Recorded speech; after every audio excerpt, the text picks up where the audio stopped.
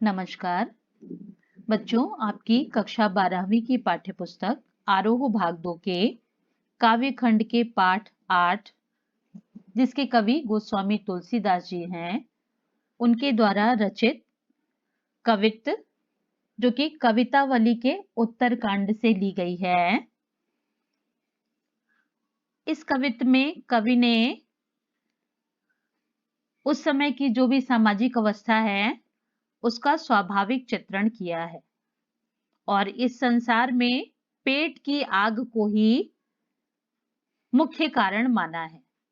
यानी पेट की आग को शांत करने के लिए ही, यानी उदर पूर्ति के लिए ही इस संसार में प्रत्येक व्यक्ति कार्य करता है। किसवी किसान, किसवी यानी कोई भी धंधा, चाहे वो खेती हो, किसानी हो या कोई व्यवसाय हो या फिर भीख मांगना हो।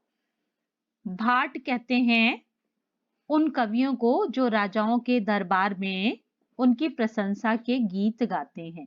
यानी कोई भी कार्य कोई भी व्यक्ति करता है तो केवल पेट की ज्वाला को शांत करने के लिए। चाकर यानी नौकर, चपल नट, नट यानी विभिन्न क्रियाकलापों के द्वारा लोगों के मनोरंजन का कार्य करने वाले, चोर, चोरी के माध्यम से उदर पूर्ति करने वाले, चार चेटकी यानी विभिन्न कार्य जिसके द्वारा व्यक्ति अपने पेट को भरने की कोशिश करता है। केवल पेट को पढ़त, पेट के लिए ही व्यक्ति पढ़ता लिखता है। गुण गढ़त, विभिन्न प्रकार की क्रियाओं को सीखता है। चढ़त गिरी, ऊंचे पेड़ों पर चढ़ जाता है। आटत गहन गन, आहन अखेटकी, घने जंगलों में विचरण करता है और शिकार करता है। आखेटकी यानी शिकार करता है केवल पेट की आग को शांत करने के लिए। ऊंचे नीचे कर्म यानी अच्छे बुरे कार्य, धर्म अधर्म करी, और वो यहाँ तक कि धर्म और अधर्म का भी विचार नहीं करता है। पेट ही को पचत, केवल पेट की आग को ही बुझाने के लिए। बेचत बेटा बेटकी, अपने संतानों को भी बेच देता है। तुलसीदास जी कहते हैं कि तुलसी बुझाई एक राम घनश्याम ही ते। तुलसीदास जी कह रहे हैं इस पेट की आग को बुझाने के लिए सिर्फ राम रूपी घनश्याम, इसमें रूपक अलंकार है, यानी राम रूपी जो बादल हैं वो ही इस पेट रूपी आग को बुझा सकते हैं। क्योंकि आग बढ़वागिते बड़ी है आग पेट की, ये पेट की आग जो है वो समुद्र की आग से भी बढ़कर है। बढ़वाग्नि यानी समुद्र की आग से भी बढ़ करके पेट की आग है, जिसे जठराग्नि कहते हैं। यानी इसे राम रूपी घनश्याम, राम रूपी बादल ही इस पेट की आग को शांत कर सकते हैं। इसलिए इस कवित्त में तुलसीदास जी ने बहुत ही स्वाभाविक चित्रण किया है।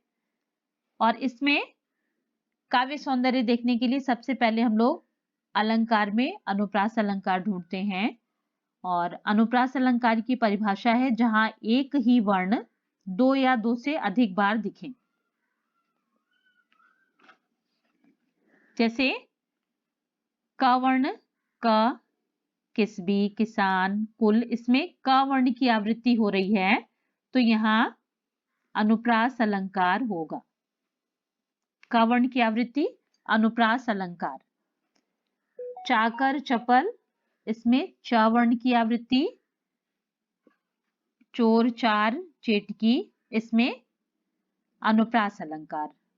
और गहन गन, ग वर्ण की आवृत्ति। यानी जहां भी हमें एक ही वर्ण, एक ही अक्षर दो या दो से ज्यादा बार दिखे, बेचत बेटा बेटकी, बावर्ण की आवृत्ति, इसलिए इसमें अनुप्रास अलंकार है। और राम घनश्याम इसमें रूपक अलंकार है, यानी राम रूपी घनश्याम, राम रूपी बादल जो कि पेट की आग को शांत करने का कारण है, इसलिए इसमें रूपक अलंकार है। आग बड़वागिते, बड़ी है आग पेट की, इसमें व्यतिरेक अलंकार है। यानी काव्य सौंदर्य को बताने के लिए आप व्याकरणिक क्रियाएं, इसमें तत्सम शब्दों का प्रयोग है और अवधि भाषा का प्रयोग तुलसीदास जी द्वारा किया गया है।